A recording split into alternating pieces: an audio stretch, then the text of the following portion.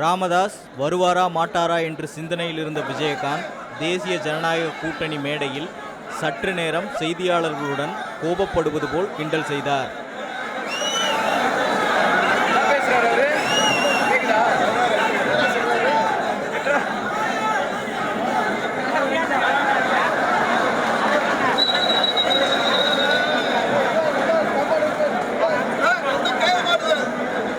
Doctor ராமதாஸுக்காக இருக்கை போடப்பட்டிருந்தும் அவருக்கு பதிலாக அவரது மகன் அன்புமணி ராமதாஸ் வந்ததும் வைகோ உள்ளிட்ட கூட்டணி கட்சி தலைவர்கள் எழுந்து நின்று வரவேற்ற நிலையில் அதற்கான அறிகுறிகளை முற்றிலும் தவிர்த்தார் விஜயகாந்த்.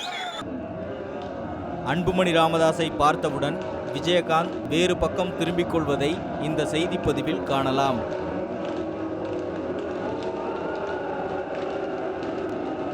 விஜயகாந்தின் இந்த வெறுப்புணர்வுக்கு காரணம் ராமதாஸ் பக்கம் இருந்து விஜயகாந்த் மீது வைக்கப்பட்ட கடும் விமர்சனங்களாகவும் இருக்கக்கூடும். நடிகர் கட்சி பாவம் அவரே பட்டமரம் என்று சொல்லுகிறார். பட்டமரம் துளிர்க்கும் என்று சொல்லுகிறார். நம்புங்கள்.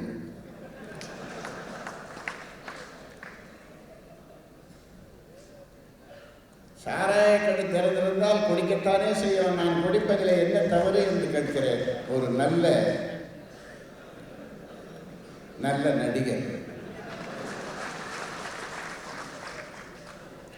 இருந்தபோதிலும் பாரதிய ஜனதா கட்சியின் தேசிய தலைவர் அதிகபட்ச தன்னம்பிக்கையுடன் தங்களது கூட்டணி போட்டியிடும் தொகுதிகளை அறிவித்தார். DMDK led by Captain Vijaykanth ji 14 seat. PMK led by Dr. Ramdas ji 8 seat.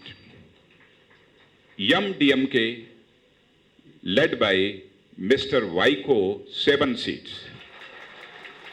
KMDK led by Mr. Ishwaran 1 seat.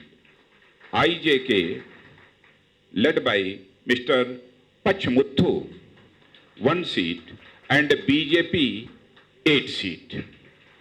Bharatiya Janata கட்சி தலைமையில் தேசிய ஜனநாயக கூட்டணி கூட்டப்பட்டுள்ள முதல் நாள் அன்றே முரண்பாடுகளும் முளைத்துவிட்ட நிலையில் எதிர்வரும் கூட்டு பிரச்சார மேடைகளில் விஜயகாந்த் மற்றும் ராமதாஸ் மக்கள் முன் எப்படி ஒன்றாக தோன்றுவார்கள் என்பது பெரும் கேள்விக்குறியாகவே உள்ளது.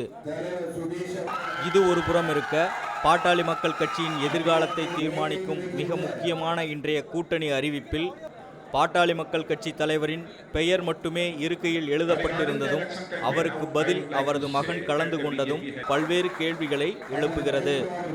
ராமதாஸ் விஜயகாந்தை நேருக்கு நேர் பார்ப்பதை தவிர்ப்பதற்காக இந்த கூட்டத்தை தவிர்த்தாரா, அல்லது தொகுதி பங்கீட்டில் டாக்டருக்கு விருப்பம் இல்லையா, அல்லது கட்சியில் டாக்டர் ராமதாஸின் செல்வாக்கு குறைந்து விட்டதா என்பது போன்ற கேள்விகள் எழும் நிலையில் பாஜக மற்றும் பாமக உறவின் போக்கு எதிர்வரும் பரப்புரை நாட்களில் தெளிவு பெறும்.